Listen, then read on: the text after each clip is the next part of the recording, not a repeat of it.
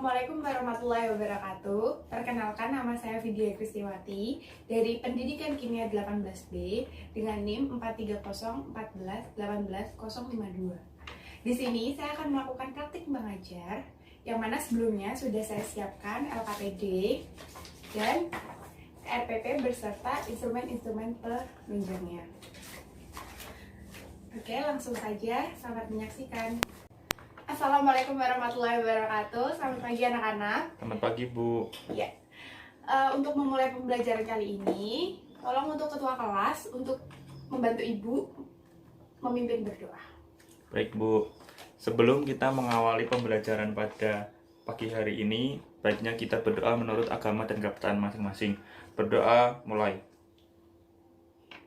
Berdoa selesai. Terima kasih. Sebelumnya Ibu absen terlebih dahulu ya. Ada yang tidak masuk?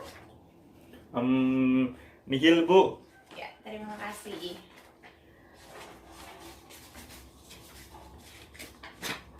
Ibu catat dulu. Apakah kalian sudah siap untuk mengikuti pembelajaran hari ini? Sudah, Bu. Ya, bagus sekali. Minggu lalu, kita kan sudah belajar tentang sel elektrokimia. Dari kalian, ada nggak yang masih ingat apa itu sel elektrokimia? Saya, Bu. Ya.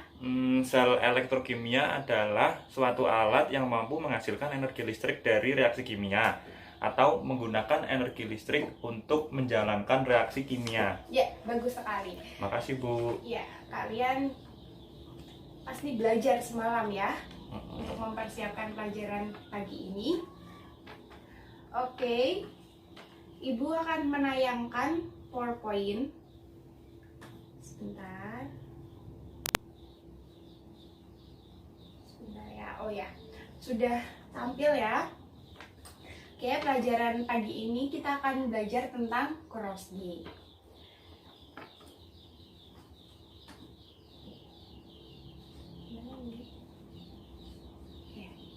Jadi, untuk pembelajaran korosi ini, kalian seperti biasa, seperti pelajaran-pelajaran sebelumnya, kalian harus memenuhi kompetensi dasar dan indikator pencapaian siswa. Jadi, kompetensi dasar untuk materi korosi pada pagi ini yaitu menganalisis faktor-faktor yang mempengaruhi terjadinya korosi dan cara mengatasinya. Kemudian, KD 4.5-nya mengajukan gagasan untuk mencegah dan mengatasi terjadinya korosi. Untuk indikator pencapaian siswanya yang indikator pencapaian kompetensi yang harus kalian capainya adalah menjelaskan tentang korosi. Kemudian kalian bisa menentukan reaksi kimia yang terjadi saat korosi. Kemudian menentukan faktor yang mempengaruhi terjadinya korosi, menganalisis faktor yang mempengaruhi terjadinya korosi, dan kalian mampu mengajukan gagasan untuk mencegah dan mengatasi terjadinya korosi. Oke, ada yang mau ditanyakan dulu? Enggak, Ada Bu. ya. Oke, lanjut. Dengan kalian belajar korosi ini, itu akan sangat bermanfaat di kehidupan kalian. Contohnya apa? Di rumah biasanya kan ada pagar tuh. Pagar kita terbuat dari besi. Iya, benar. Besi itu kan mudah berkarat. Kalau berkarat nanti lama-lama dia apa? Rusak, Bu, lapuk. Iya, rusak, lapuk. Itu kan mengakibatkan kerugian di kita kan. Tapi dengan kalian tahu gimana caranya untuk mengatasi korosi itu, bagaimana, apa sih yang menyebabkan korosi, sehingga kalian jauhkan faktor-faktor itu dari benda-benda kalian, kalian akan meminimalis terjadinya kerugian, ya kan?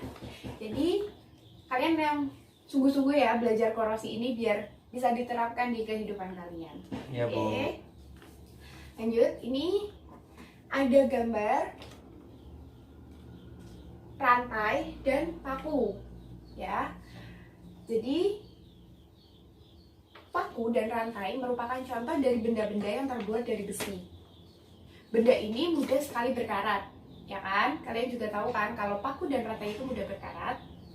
Mengapa demikian? Ada yang tahu? Ya, Enggak Bu, maaf. nggak apa-apa. Ini kan baru pertama. Bagaimana cara mengatasi agar benda-benda itu tidak mudah berkarat?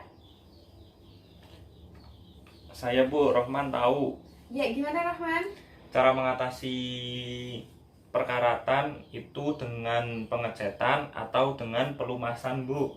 Iya, benar sekali. Itu baru beberapa cara ya. Jadi nanti setelah pembelajaran hari ini, kalian pasti tahu nih caranya tuh apa aja. Itu sebenarnya ada banyak caranya, tapi yang umum dilakukan itu ya pelumasan dan pengecetan.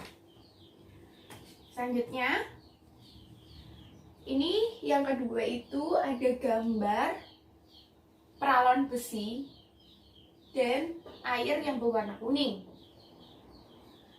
Tahukah kamu kalau di daerah yang memiliki lokasi rumah dekat dengan kawasan tambang memiliki masalah seperti gambar di samping ini, di ini yang ibu tayangkan, di mana airnya itu akan berwarna kuning. Mengapa hal itu terjadi? Bagaimana cara mengatasinya? Ada yang tahu? Oh ya. Tidak apa-apa, kalau belum tahu sekarang itu tidak apa-apa. Tapi nanti setelah pembelajaran kali ini kalian harus tahu. Oke, karena pasti dari benak kalian banyak nih pertanyaan, apa sih ini sebenarnya, kok bisa seperti ini, atau sebagainya yang ingin kalian tanyakan. Kalian bisa buka LKPD yang sudah kalian cetak. Di sini ada bagian catatlah masing-masing masalah yang Anda temukan dari bacaan di atas, kemukakan dalam pertanyaan sebanyak-banyaknya. Kalian tuliskan pertanyaan-pertanyaan yang belum kalian tahu, kayak yang tadi yang di bacaan yang ibu tuliskan itu kan ada pertanyaan, tapi kalau kalian belum tahu bisa kalian tulis lagi di sini, dan pertanyaan-pertanyaan lain yang ingin kalian tanyakan bisa kalian tulis di sini. Oke, paham? Paham Bu. Oke, ibu beri waktu 10 menit untuk menyusun pertanyaan-pertanyaannya ya. Iya Bu. Oke, karena waktunya sudah habis. Gimana? Sudah disusun semua pertanyaannya? Sudah Bu, sudah. Oke, bagus sekali. Sekarang waktunya kita diskusi aja ya. Kan kemarin kalian sudah menyusun kelompok belajar. Nah, di sini dari kelompok belajar kalian kita gunakan untuk mendiskusikan pertanyaan-pertanyaan yang sudah kalian susun. Jadi pertanyaan-pertanyaan ini bisa kalian cari solusinya bersama teman diskusi kelompok kalian. Oke. Sekarang kalian berkumpul. Baik Bu. Narto, kamu kelompok mana? Kok di sana? Duduk lagi ya. Ya.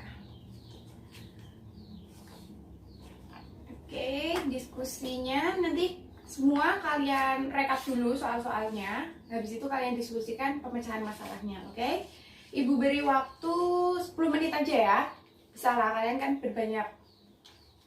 Oke. Oke, karena waktu sudah habis, bagaimana diskusinya? Apakah sudah selesai? Sudah Bu. Apakah semua masalah sudah terpecahkan? Sebagian sudah Bu. Iya, nanti bisa kalian lanjutkan lagi di saat pulang sekolah atau saat di rumah kalian bisa conference. Iya, sekarang ibu lanjutkan. Karena kalian sudah mendiskusikan dengan teman kalian, setidaknya kalian sudah tahu nih, apa sih korosi? Kok bisa seperti itu? Kalian pasti sudah sedikit tahu ya. Sekarang kita lanjutkan untuk mengerjakan LKPD. Di sini ada 4 soal tentang pengertian korosi, bagaimana korosi terjadi dan bagaimana reaksinya, faktor yang mempengaruhi korosi, dan cara menanggulangi korosi. Nah, di sini coba kalian kerjakan secara individu. Dan ibu beri waktu 15 menit ya. Gimana? Ya Bu, cukup. Cukup, oke. Kita mulai dari sekarang ya.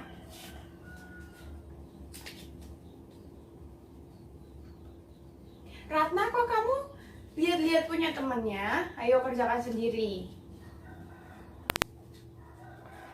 Oke, karena waktu sudah habis, bagaimana? Sudah bisa dikerjakan semua?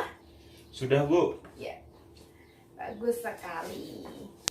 Oke, selanjutnya kita bahas tentang perencanaan proyek. Jadi Ibu tugaskan kalian untuk membuat proyek. Ini Ibu tayangkan.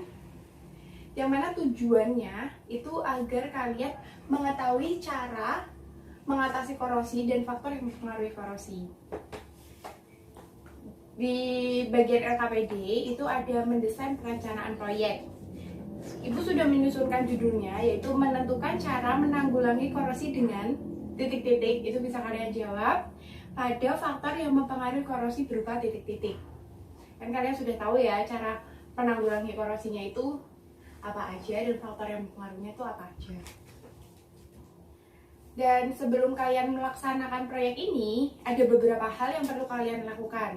Bisa kalian lihat di PowerPoint. Yang pertama, kalian harus mencari dan mengumpulkan data dari hasil diskusi tentang faktor yang mempengaruhi korosi dan cara mengatasi korosi.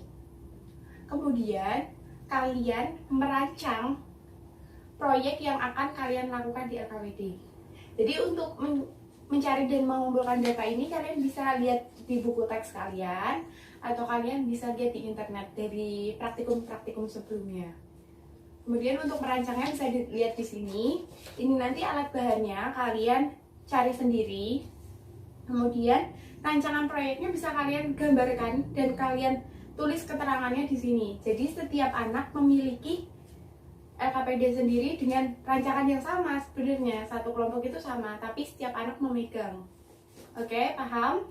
Paham, Bu. Ya, selanjutnya setelah kalian selesai merancang proyeknya, kalian menyusun jadwal. Bisa kalian tulis lagi di LKPD-nya.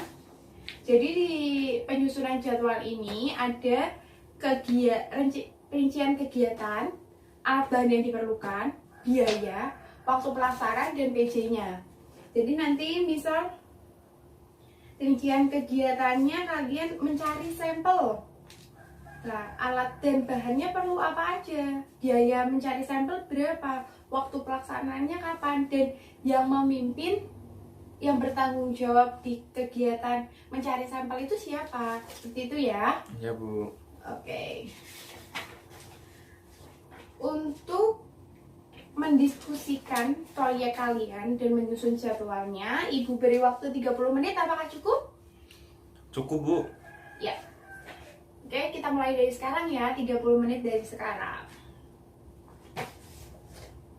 Rahman, kok kamu di situ duduknya? Ya, Bu, sebentar. Ya.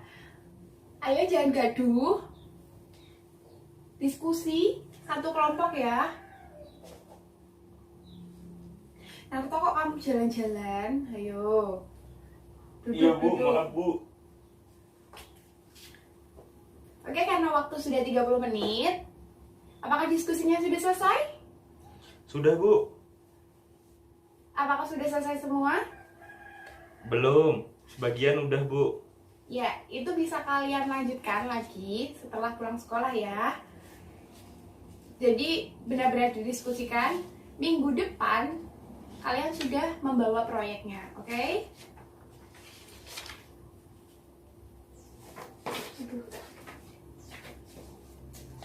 Karena waktu sudah mau habis ya, maka kita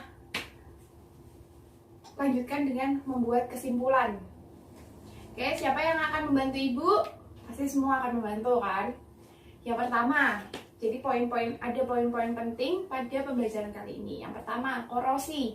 Ada yang tahu apa itu korosi? Saya, Bu, Rohman. Iya. Korosi itu adalah kerusakan suatu logam yang diakibatkan oleh reaksi kimia. Oh iya, benar. Bagus sekali. Terima kasih, Rohman. Selanjutnya, teman-teman yang lain bisa dicatat ya.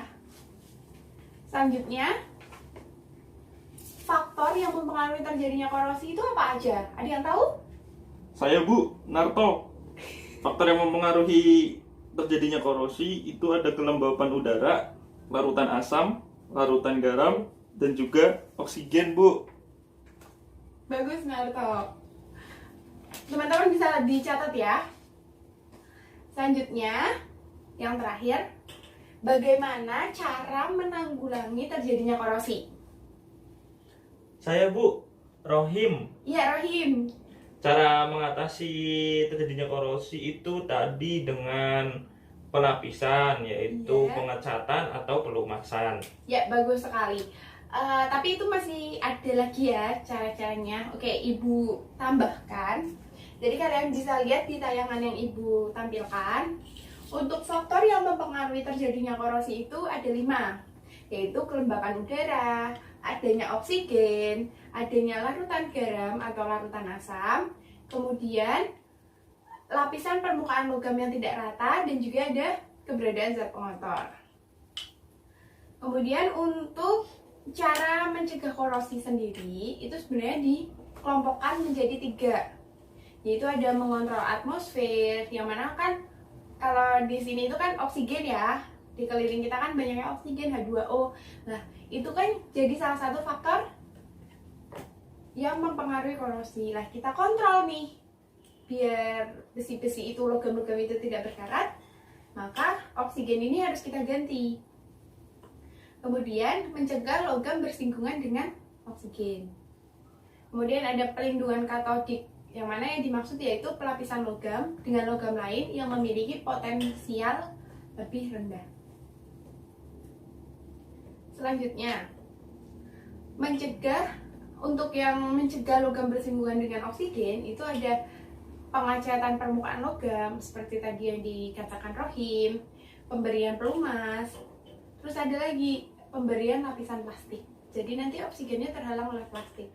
Kemudian pelapisan logam dengan seng atau biasa kita sebut dengan galvanisasi. Kemudian ada pelapisan dengan logam lain dengan cara elektrolisis atau kita sebut dengan electroplating. Kemudian ada pelapisan dengan krom, ada pelapisan dengan timah, dan ada pelapisan dengan fosfat yang mana disebut dengan ceratizin.